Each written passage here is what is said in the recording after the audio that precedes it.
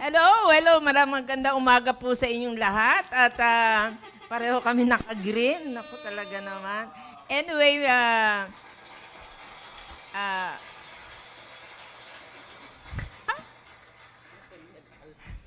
Anong nangyari? Nag-pause? ano ba? Naghang. Anyway, maraming salamat at natutuwa lang ako kasi twinning tayo. Para tayong kambal. Oh. Iniwan tayo. Oo, iniwan tayo. Anyway, mabuti naman na iwan tayo. Maraming salamat at ako nagpapasalamat ako kasi may maagang mga bisita ako at naisip ko na wag na munang pumunta. Nandiyan naman si Eugene, nandiyan naman si Conrad. Pero sinabi ng Panginoon sa akin, nag-usap kami. Sabi niya, unahin mo ministry mo. Anyway, maraming salamat. At sa totoo lang, ang hirap-hirap pong kumuha ng Grab. Sana meron talaga kukuha na ako ng Grab driver na fix na siya.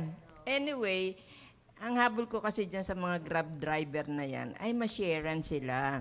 Kaya kahit na medyo naghihirap ang lola, ay basta magampanan mo ang iyong tungkulin bilang Kristiyano, anak ng Diyos. Batiin ko na nga, nandito pala pabatiin. Batiin ko na agad lahat. Hindi ka pa mabati. Binabati ko ang mga taga-North, South East, and West. Oo, hello kayong lahat dyan at nawa ay nakailan na ba tayo? Nasa Nakaka2 million pa lang. ilan na tayo, Rumir? Anyway, ang importante, isa man yan, basta may nanonood, masaya na ako doon. Kasi 11 million. 11 million? Ay, pwede na yon kasi makasampu ka lang, pagpapala na yon. At i-bless, kayong 11 million, pagpapalain kayo lalo ng Panginoon. In Jesus' name. Kasi pang 11 ako eh. Kasi kailangan 10 lang kasi kami, si Eugene, saka ako, kaya 12.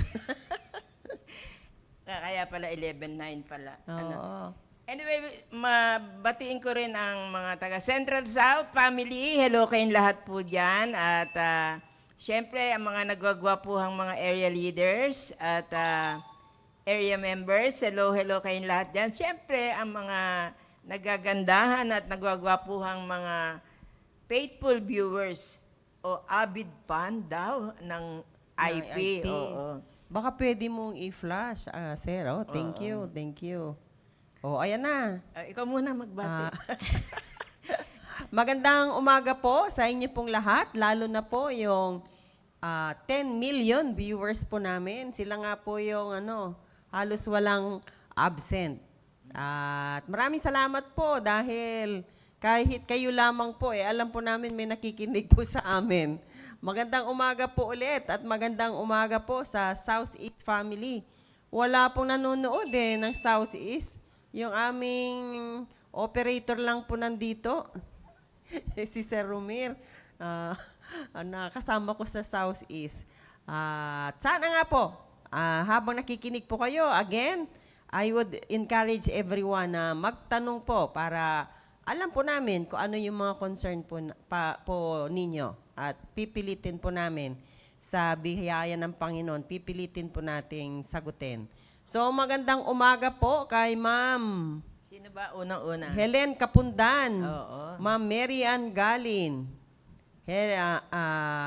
pakitaas po, Ma'am Mary Gonzaga, kay Ma'am Ellen Hermosura, kay Ma'am Cecil Ampig, kay kay Sir Jeffrey Unsat, sino pa?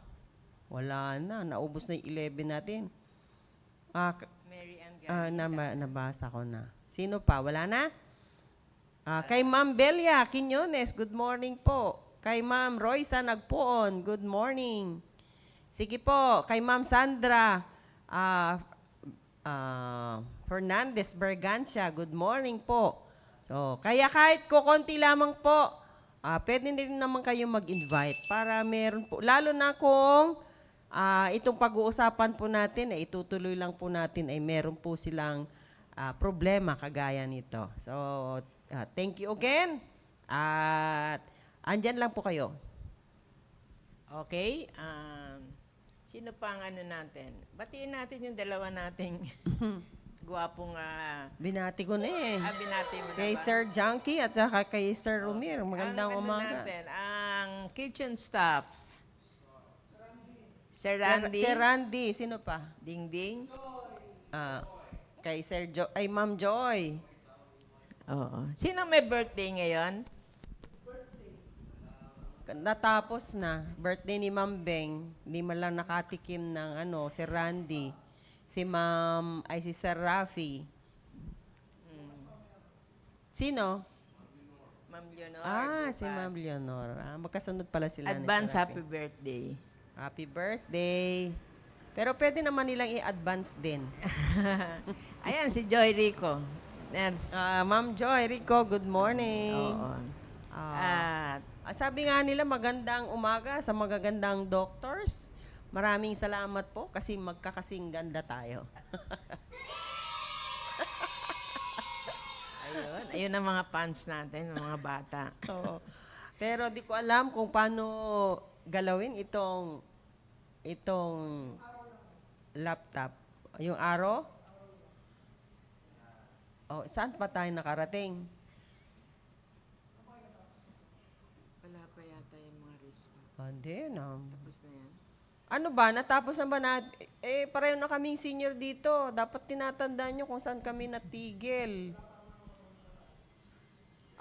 Risk factors? Shout out po sa mga nakikinig. Saan po tayo natigil po? Pakisabi po. Kasi,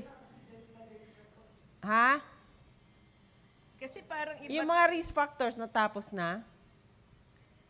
Parang Parang Marikina. Ano lang to?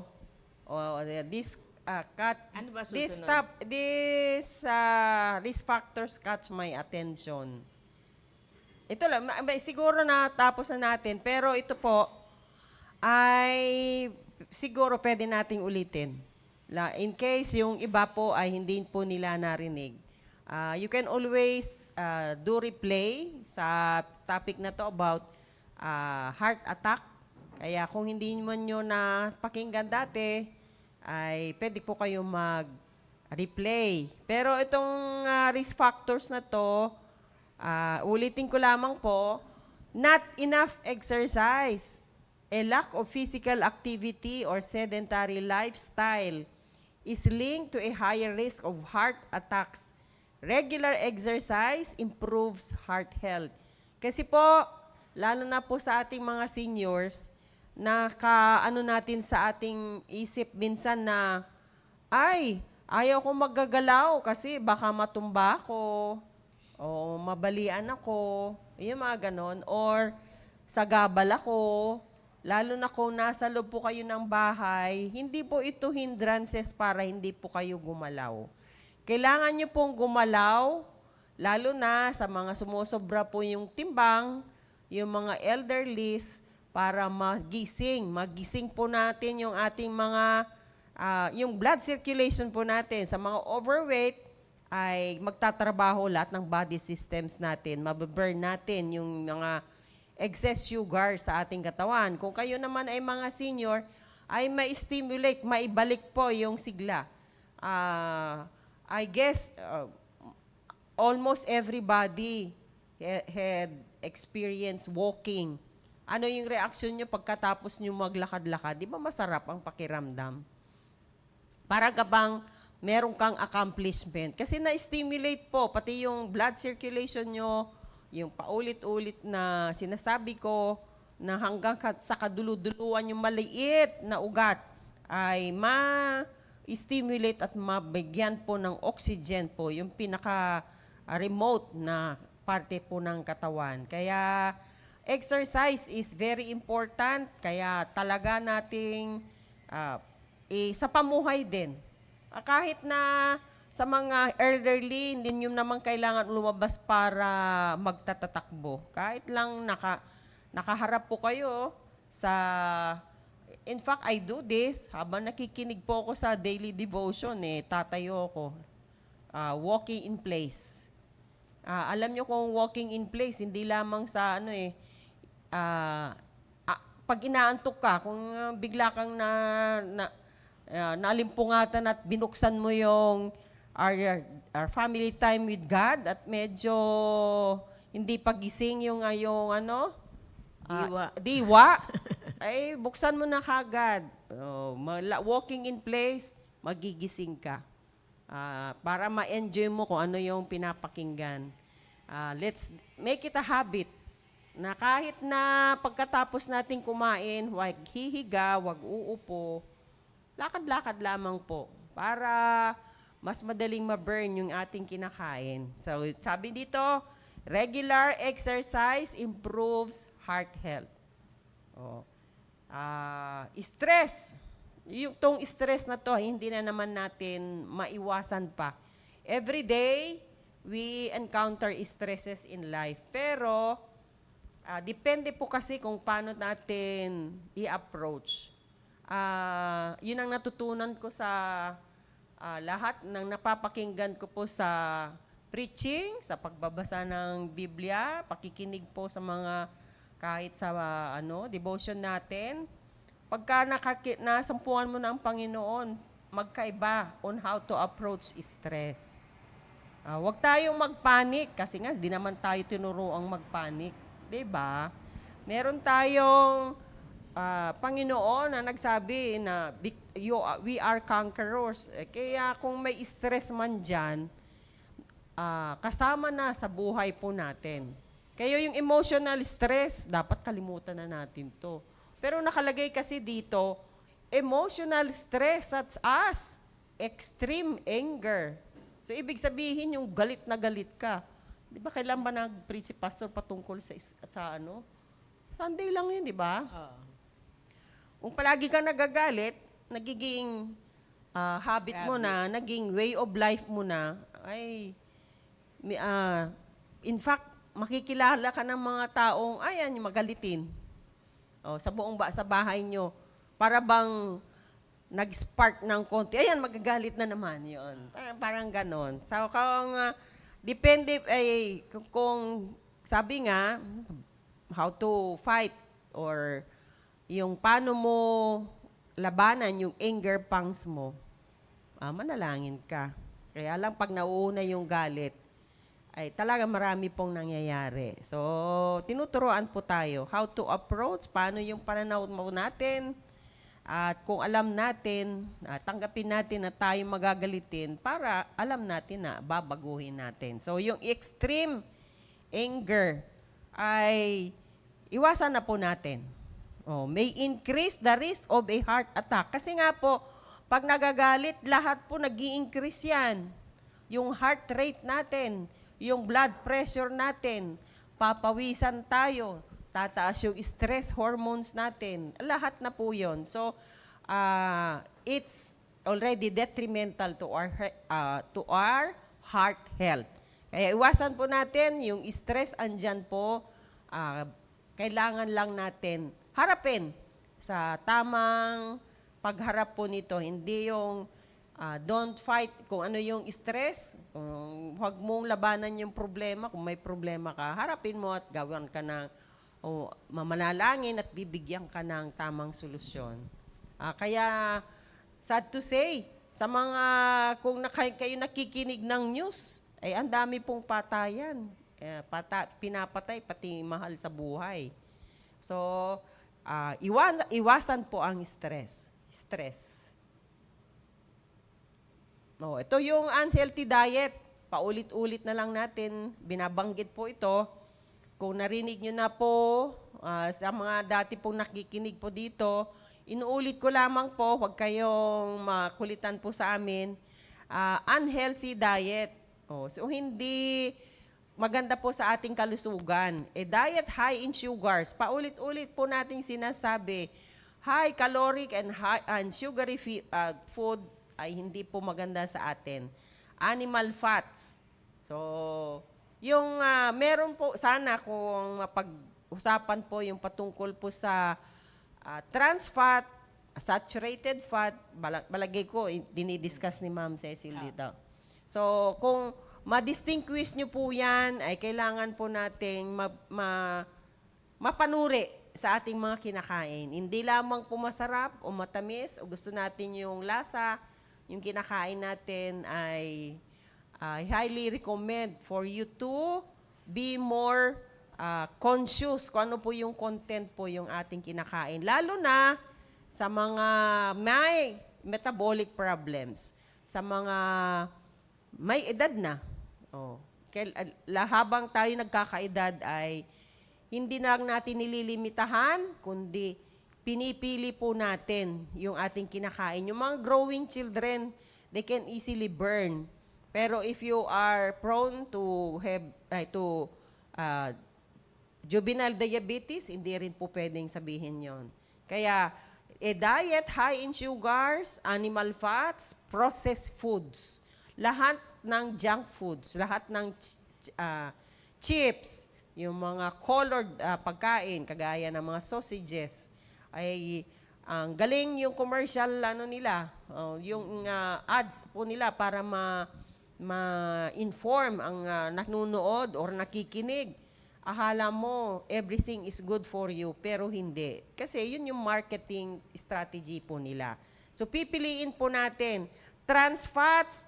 Aaralin niyo po ito yung trans fats, kung ano po yung component po yung kinakain nyo, yung mga may trans fats, yung mga cakes, donuts, burgers, yung french fries, o yan, siyempre po, yung maalat. So, kailangan lang natin mapanuri sa ating mga kinakain. Eat plenty of fruits, vegetables, fiber, and healthy oils. Ang mahirap po kasi kahit paulit-ulit natin sinasabi, ay iiwasan po, lalo na yung mga Gen Z and Gen X, ay ayaw po nila yung gulay. Nakakatawa nga po, kapag kumain pa sila ng burger, may sumingit lamang po na isang ng lettuce, ay tatanggalin. Tatanggalin din yung tomato, yung pipino, yung onion rings. Ay nako, ang iiwan lamang po ay kung hindi yung sangkatutak na ketchup, sangkatutak na mayonnaise, yun lamang pong kakainin. Kung pag sinama mo lahat yun, ay para sa akin, mas masarap ang kinalabasan kaysa yung puro, ano ba yung hinahalo pa natin? Hindi lang mayonnaise, yung mustard, yung Thousand Islands, yung mga ganon. Peanut butter, yung peanut butter may be healthy, pero if it's too much, hindi rin.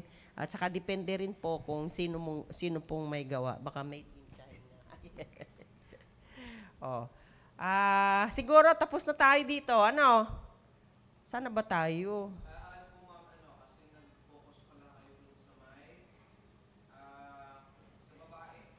Sa babae, kasi may nagtanong. Oo nga. So, complications? Hindi.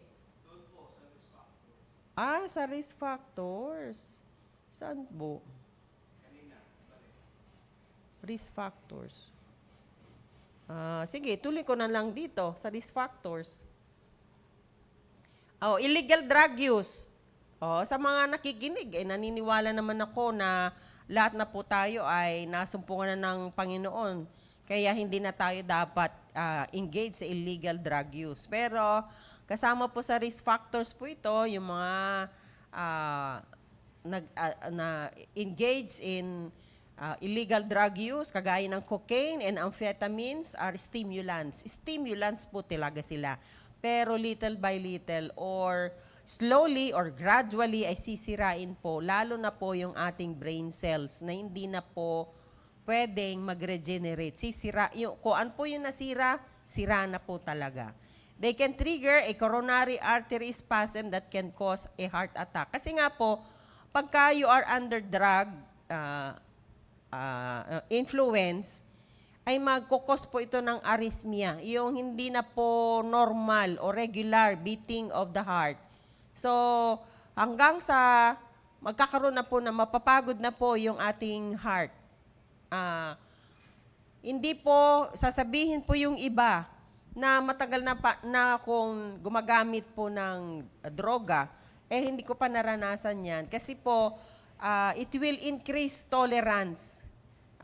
Kung you-start unti-unti, padami ng padami o padalas ng padalas, you will increase your drug tolerance na artery spasm may not happen. Pero hindi lang na ilalathala na yung mga nagkakaroon po ng heart attack ay drug-induced po ang mga yon. Kasi sa Pilipinas, pag may namatay, hindi naman SOP or standard operating procedure yung autopsy para malaman po kung ano yung cause of death. Sinabi na lang na inatake sa puso. What's the cause of the heart attack? Hindi po kasi tayo ganun kabusisi. Pero sa ibang bansa, it is a SOP to do an autopsy. Kahit nga po sa AFP, kung hindi pumayag yung kamag-anak, wala po tayong magagawa. So, marami pong undiagnosed cause of death na malamang illegal drug use po yon. Lalo na sa mga, di ba, meron tayong controversial na namatay, sabi nila, sa US. Pero hindi po nailabas yung tunay. Meron silang ipinalalabas pero wala pong confirmed cause of death. Kasi alam ko, I firmly believe na autopsy yon pero wala pong inilabas na dahilan. So, yun. Sabi ko nga, tayong mga anak na ng Diyos, hindi naman tayo engaged dito. So, it's nice to know na kung meron po kayong mga kamag-anak, although those who are using cocaine and amphetamines, these are, yung elite street drugs, hindi po yung pangmasa. Kagaya ng marijuana o yung bato na tinatawag, iba yun eh. Iba po ito kasi yung cocaine, injectable po itong mga to. At saka talagang napakamahal, ginto po ito. A history of preeclampsia. Napansin ko. Good morning po, Sir Joan Bisuelo. Saan kaya siya? Turkey pa rin? Yun. Good morning or good day po. A history of preeclampsia. This condition causes high blood pressure during pregnancy. Sinabi ko na po ito na pag-usapan na po natin. It increases the lifetime risk of heart disease. Kung kayo po may history po ng preeclampsia during pregnancy, you are more predisposed na magkaroon po ng sakit sa puso later on. Kasi po, prone na rin po kayong magkaroon ng high blood pressure or hypertension, which is also a cause of heart disease. Okay? Komplikasyon na po tayo.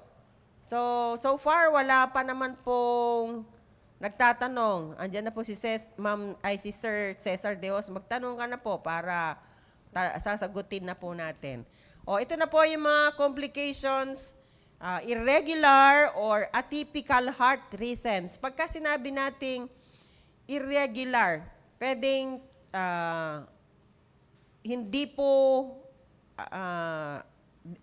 mo masasabi.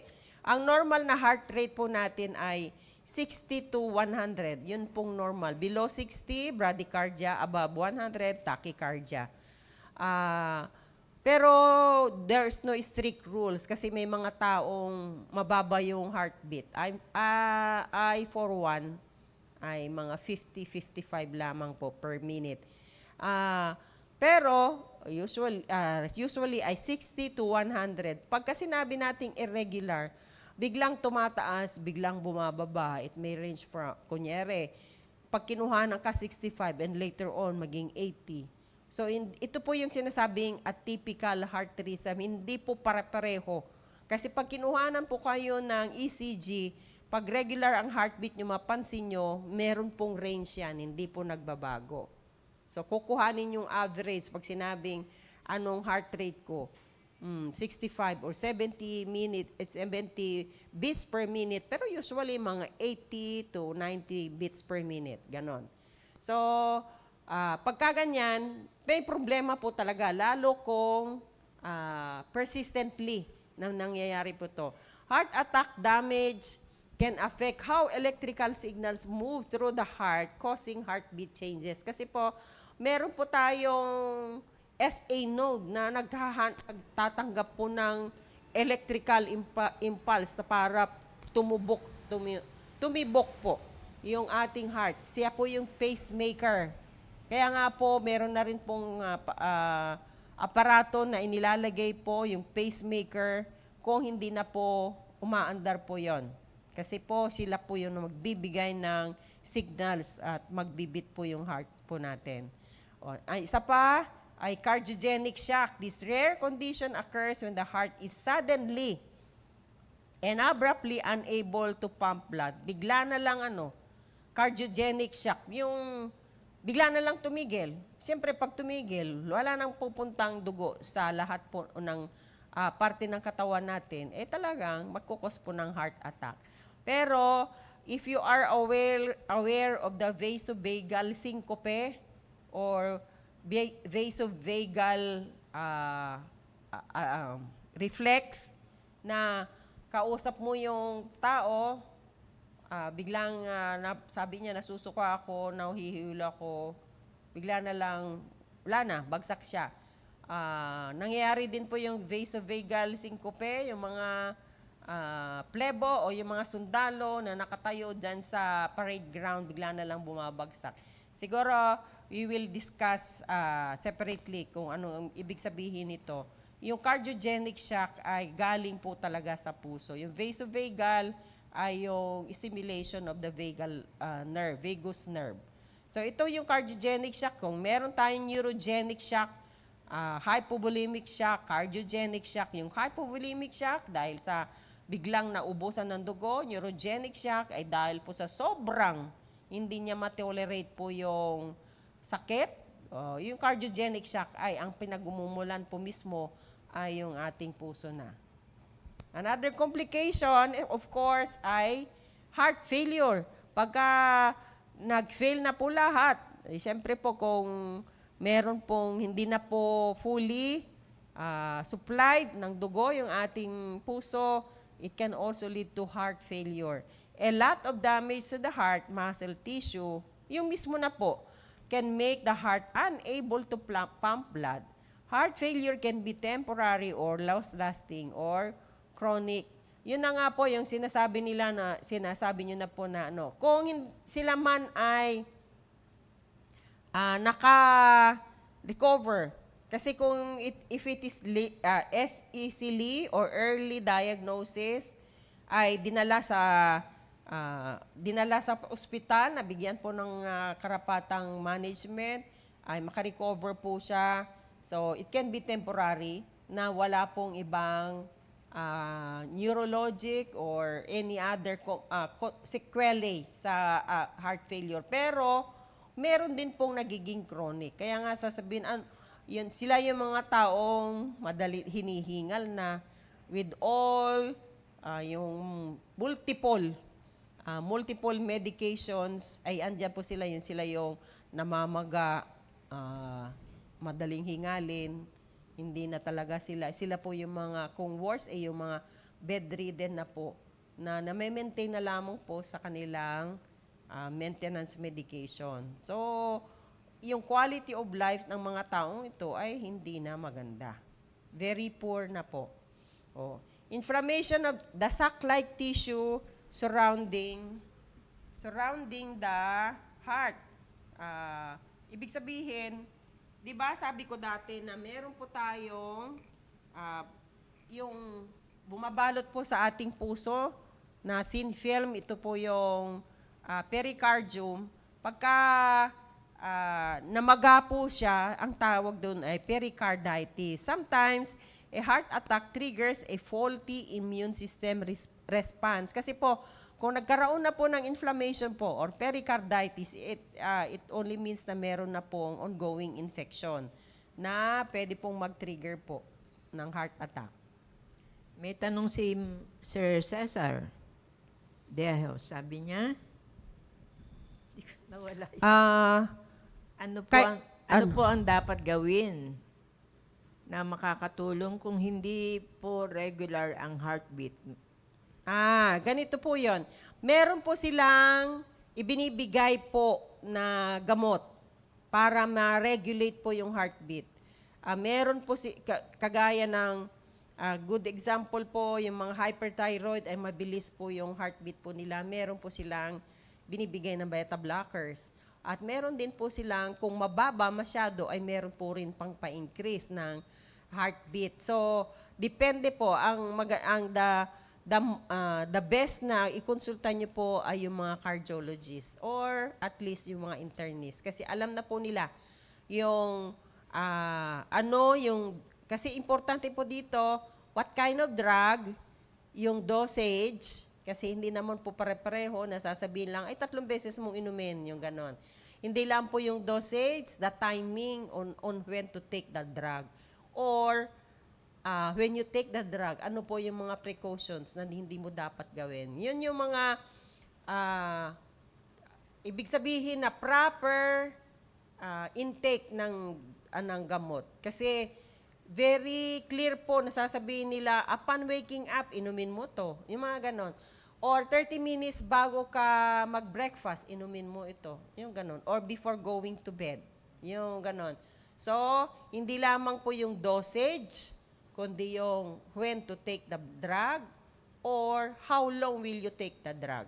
Kaya, kung meron po kayong mga ganito, ay pumunta kayo, magpakonsulta po kayo. Kasi kung alam nyo na hindi po regular, kasi maramdaman nyo rin po yan, ay magpakonsulta na po kayo agad. Again, ay marami na pong DOH hospital who will give you free consultation, laboratory exams, and even drugs. So, huwag kayong mag-atubili. Lalo na kung you are really prone to heart problem or heart attack, ay pumunta na po kayo kagad. Kailangan po bang mag-akyat baba ng hagdanan para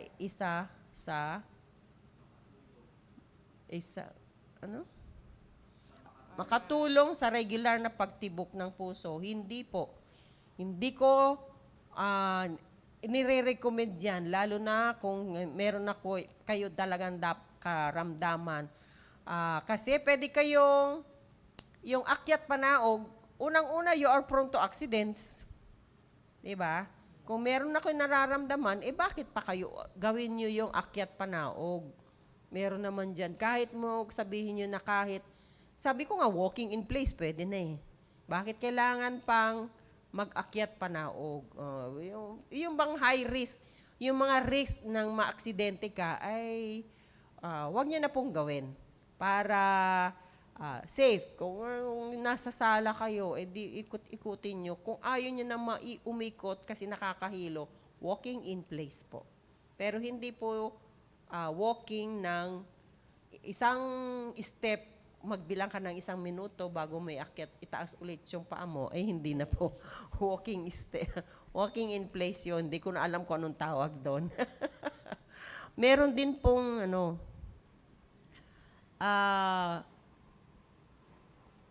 kung ang kakaroon ba sakit sa puso, ito po ba ay inheritance o namamana or lifestyle?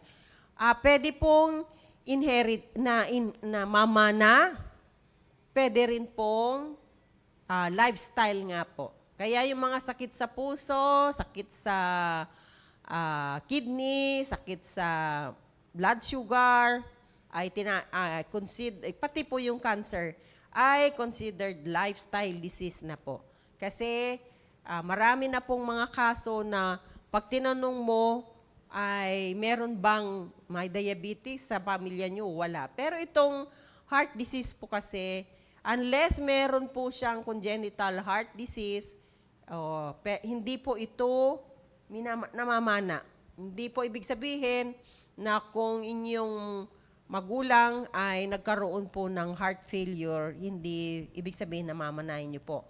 Pero, looking back to the history of your parents, kung bakit sila nagkaroon po nito, ay pwede nyo na pong iwasan po nito para hindi na po maulit. So, lifestyle pa rin po yan kasi lahat po na napag-usapan na po nito dito ay patungkol na po sa lifestyle po natin. Kaya, baguhin natin. Bumalik po tayo sa basic. Kung ano yung mga tinuro noong panahon, ay bumalik lamang po tayo dahil as you can see, ay sa dami na po ng sakit ngayon na hindi po natin nakikita noong panahon dahil sa lifestyle po natin. Noon, simple lamang po ang buhay po nila.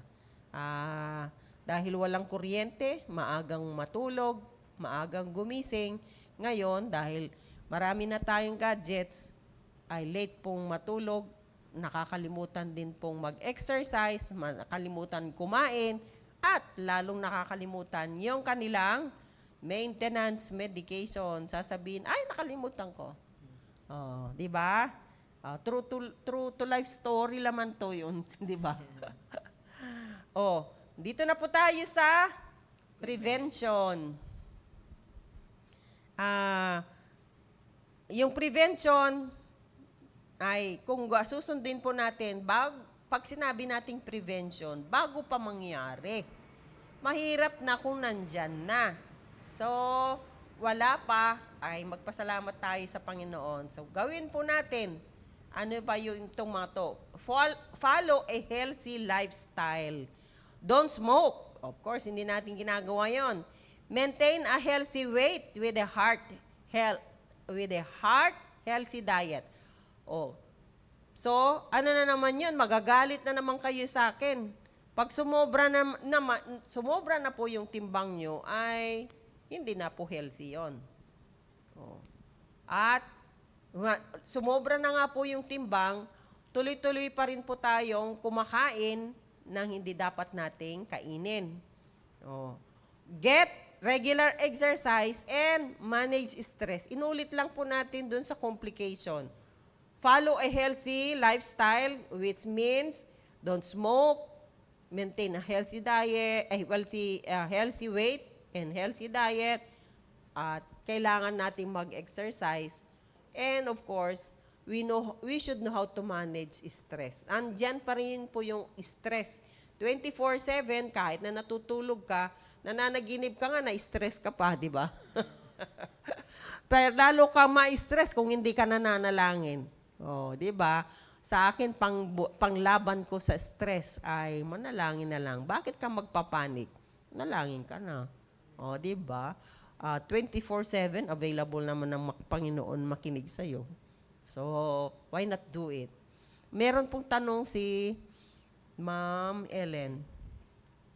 Yung kapatid ko po, Dok, nung nakausap ko bago siya inatake uli, sabi niya kinoryente siya kaya medyo nakarecover siya. Pero after ilang oras, yun na inatake siya ulit, hindi na niya kinaya, bumigay na siya. Akala ko nun okay siya, pero hanggang doon na lang pala buhay niya. Yung defibrillator po siguro, yung sinasabi niyo po, Ma'am Ellen. Once na, kasi ginagawa po nila ito yung talagang nag-0-0 na po yung vital signs. Pero pagka nag-cardiac arrest, yung nag-arrest, kahit na naka-recover, very poor prognosis na po. Kasi pagka defibrillator, kung sobrang taas o sobrang baba, arrhythmia na po yun, talagang, kumbaga, yung puso hindi na niya alam ang gagawin niya, gibibigay na siya, lalagyan siya ng kuryente, kukuryentehin siya para magising ulit. Very poor prognosis na po yun. Pero, meron din pong nakaka-recover, pero yung quality of life niya, hindi na po siguro ganun kaganda. Na makarecover man siya, aabangan po ulit aabangan nyo rin po na anytime pwede siyang atakihin po ulit. So once na ginawa na ng doktor po yun, parang it signifies na your patient is in a very poor prognosis or very poor situation po. Very poor prognosis, pag sinabi natin very poor prognosis, ay maliit na po yung chance niya pong makarecover pa. Ganun po yun. So, pag nakikita natin, it may be a saving equipment pero not all will respond. Depende po kasi kung gaano na po kagrabe, kamassive po yung naapektuhan na po sa puso. Yung defibrillator, hindi naman po palagi ginagawa yon sa mga may sakit sa puso. Ginagawa rin po sa ibang biglang, kunyari, kahit bulimic shock, yung mga ganon. Ginagawa po not only in cardiac complications po. Maraming salamat po, Ma'am Helen.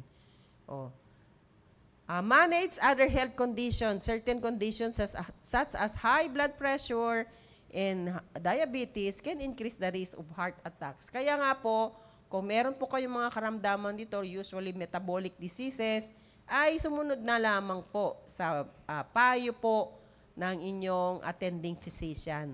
Para po, alam niyo po kung, kasi ang kultura po ng Pilipino, nakaranas na po ng kaginhawaan, hindi na po siya bumabalik sa doktor. Na mali po yun. Kung binibigyan po kayo ng, example, 3 maintenance medication, nakaguminhawa po kayo doon, kailangan kayong bumalik sa doktor, baka iisa na lamang. At siya rin po ang magsasabi kung kailangan nyo bang itigil or ito po ay parang vitamins yun na po for life na iinumin nyo. Again, napag-usapan na po natin before na ano yung pipiliin nyo. You have a better quality of life taking your medications, maintenance medications, over not taking your medications and later magkaroon po kayo ng ibang komplikasyon o madagdagan pa yung inyong problema. Kasi nga po, pag may problema na sa isang body system like the heart, ay later on, pagka nag-fail siya, mag-fail din po yung buong katawan po natin like the kidney. So, kung meron po kayong attending physician, bumalik po kayo.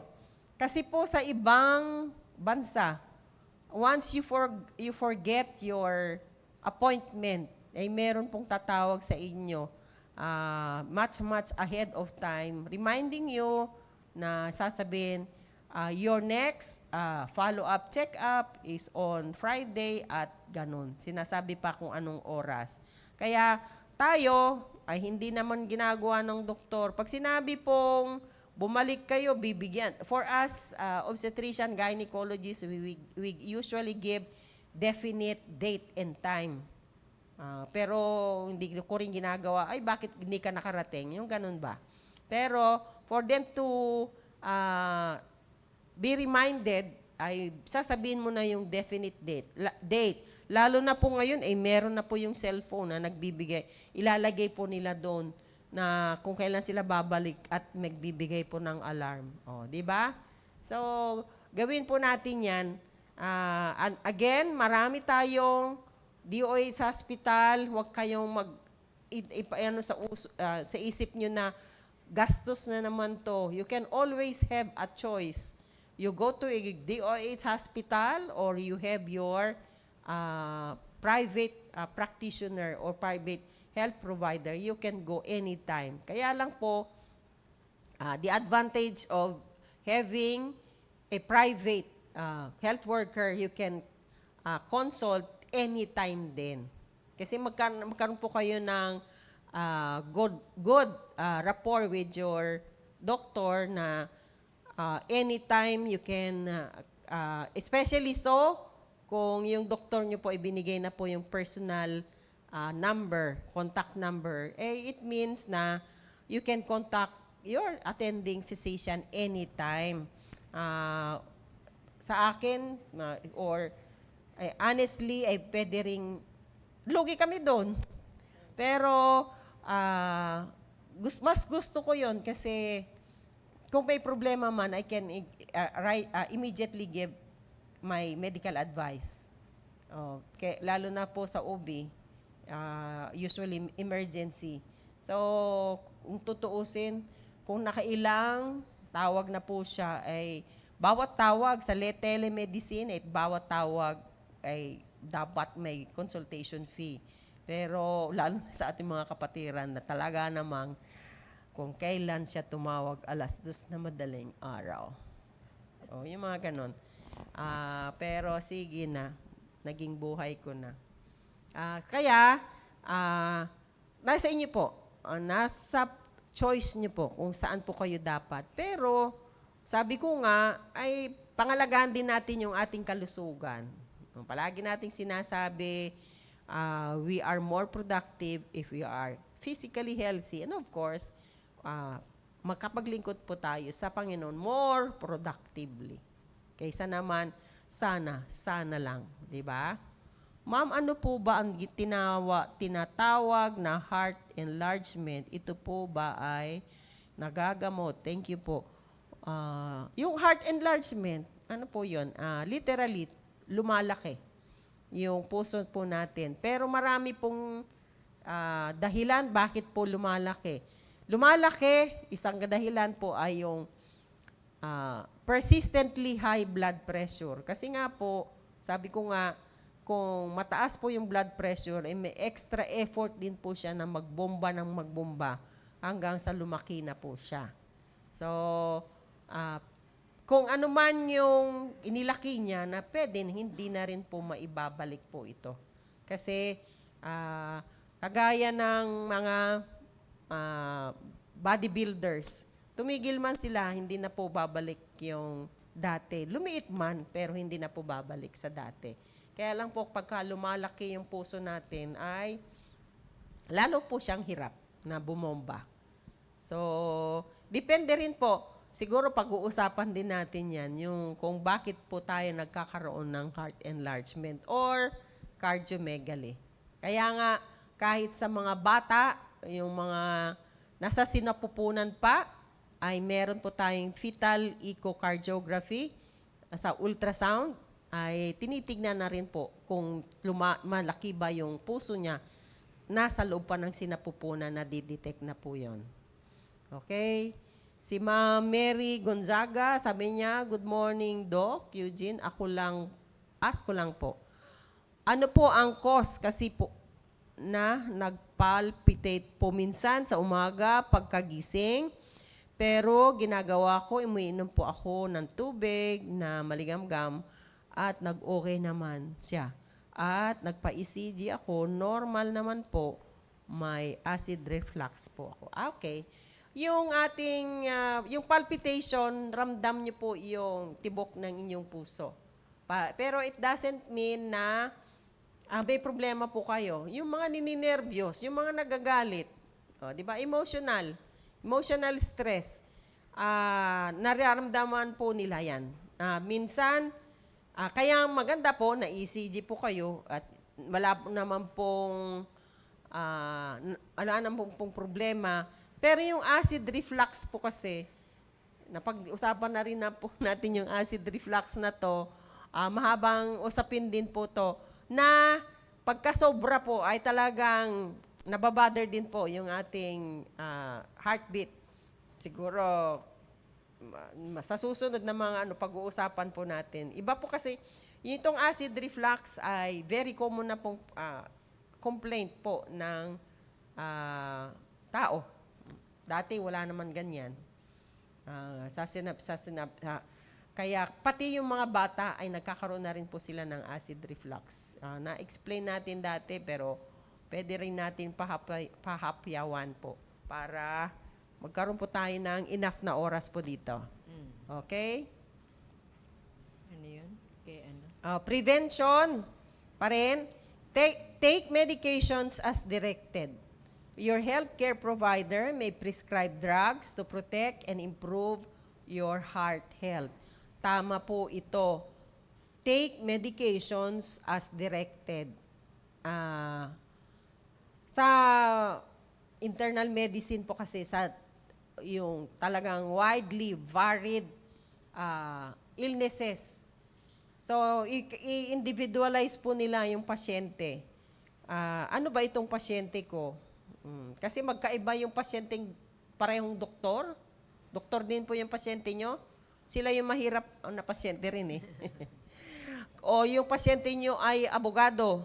Ay talagang makikipagtalo sa'yo. Yung pasyente mo, mababait lang yan yung mga yung nakakakita na ng dati. Kunyari, kamag-anak ka na meron pong problema, mas madali po silang pagpaliwanagan. Pero yung first time na maka-encounter ng karamdaman, sila rin yung mahirap pakiusapan. Kasi lalo na po yung mga working, yung mga ganon, mga estudyante, mga atleta, individualized patient on how they comprehend yung pinag-uusapan po ninyo. Kaya itong take medications as directed, madali lang naman po ito. Sumunod lamang po kayo sa doktor kung ano po yung sinabi niya. Huwag niyo na pong, huwag nang makipagtalo.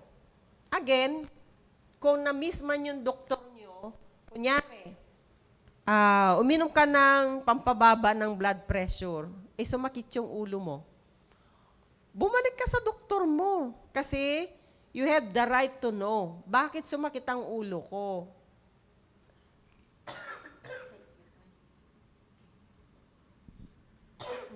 Naipaliwanag ko na rin before na yung iniinom ni Sister Julie, pareho pa kami ng karamdaman, pwedeng hindi pwede sa akin.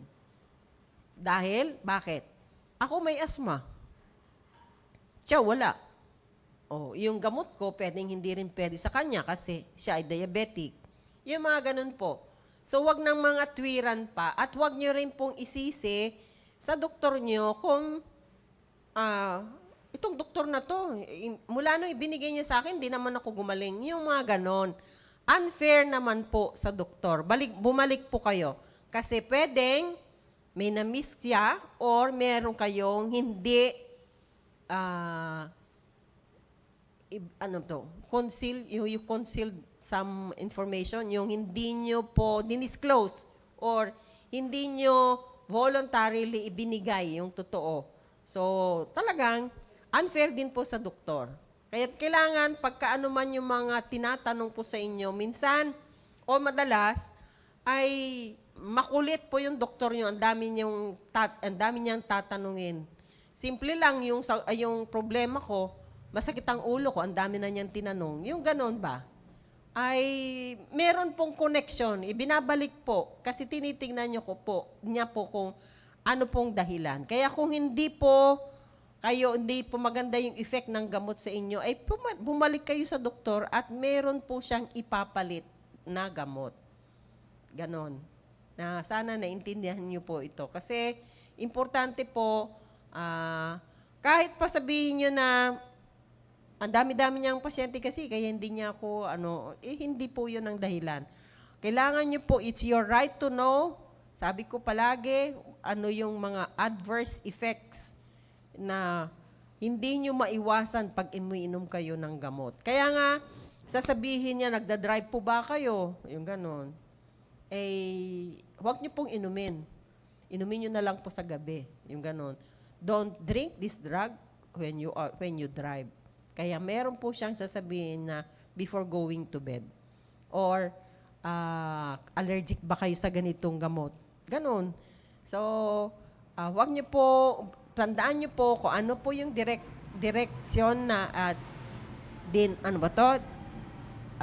ano po yung advice ng doktor nyo po ay sundin nyo po. Ako po, Ma'am, paano po kung mabilis ang pintig ng puso, meron na po bang problema? Yan, may kinalaman ang pagkakape sa araw-araw. May sakit nga siguro kayo talaga sa puso. Baka kailangan nyo pong kapuso. Pero hindi po. Pag hindi kayo sanay na umiinom ng kape, it is stimulant kasi. So, pwede po kayong magpalpitate. O tataas po yung heartbeat. Pero kung after a while mawawala, wala po yun. Effect lamang po yung kape. Pero kung hindi naman kayo uminom ng kape at naramdaman nyo po yun at mataas, bilangin nyo po, mabibilang nyo po yan eh. Kung beyond 100, that is tachycardia, ay may problema po kayo. Kahit naman bumilis, ay kung yung normal nyo ay 65 per minute, 65 beats per minute, uminom po kayo ng kape, naging 90 beats per minute, dahil uminom kayo ng kape, okay lang po yun. You don't go beyond the abnormal. You don't go beyond the normal. So, kung naging 90 yung 65, okay lamang po dahil lamang po sa inyong pag-inom ng kape. Ang pag-inom ng kape hindi naman po bawal. Kung araw-araw, depende lamang po kung gaano kadami yung kape. Kung 10 baso sa maghapon, ay hindi na po tama yon. Okay? So, ang sabi nga ng kape ay stimulant, antioxidant din po yan.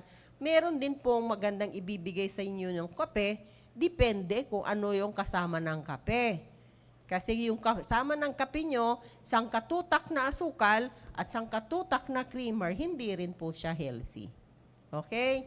So, dahil sa alam nyo naman po kung ano yung healthy at hindi, pwede po kayong mag-research din po. Ano po yung kape na karapat-dapat or akma sa inyong sitwasyon? Lalo na po sa mga diabetic. You can still drink coffee. Depende po sa kape. O gusto nyo, pag-uusapan din natin ang kape. Yan. Okay? Time out na daw. Time out na. At maraming salamat, Doc Eugene. At tapos na ba tayo niyan? Hindi pa. So may treatment pa tayo. So, telenovela. Anyway, maraming salamat at napakaganda kasi marami rin tanong. Yun ang importante. Ang maano ko rin din dito kay Cesar, diuretics din kasi yung kape. Oo, kape. Kaya meron ka mararamdaman na kakaiba dahil nga kulang ka sa hydration. Oo. Pero yung pag-inom kasi ng kape, tama, kape ay diuretic. Kaya pag nagkakape kayo, huwag kayong mag-alala kung, ilang beses na akong umihi dahil doon sa kape. Pagka yun ang reaction nyo, normal kayo. Pagka uminom kayo ng kape, lalo kung marami at hindi kayo umihi, may problema kayo. Ano Okay? yun? Okay lang ba? Baka ano yun? Baka iba lang po ang nararamdaman ng puso ko. Tama. Baka nga iba. Oo. Tanong mo kay Sir Rumir, sir. Mukhang si Sir Rumir ang makakasagot sa inyo. At si Jan. Anyway, minsan kailangan ng isang puso ng another puso. Parang ganon. Yun lang po, maraming salamat at huwag muna kayong aalis dyan at meron pa tayong susunod na programa. Good morning po kay Ma'am Leticia Aranda. Good morning. Maraming salamat po sa lahat ng mga nakikinig at of course sa lahat ng mga nagtatanong. Kahit lilima lang po kung nagtatanong, natutuwa ako. Kasi ibig sabihin, iniintindi nila po yung ating pinag-uusapan. Okay? Maraming salamat po. At muli, Ang susunod nating programa ay ang The Baptist Lunch. Lunch. Ayun. Maraming salamat Sa po mga ulit. young people ba ngayon? Oo. Okay. Yes. Thank you po.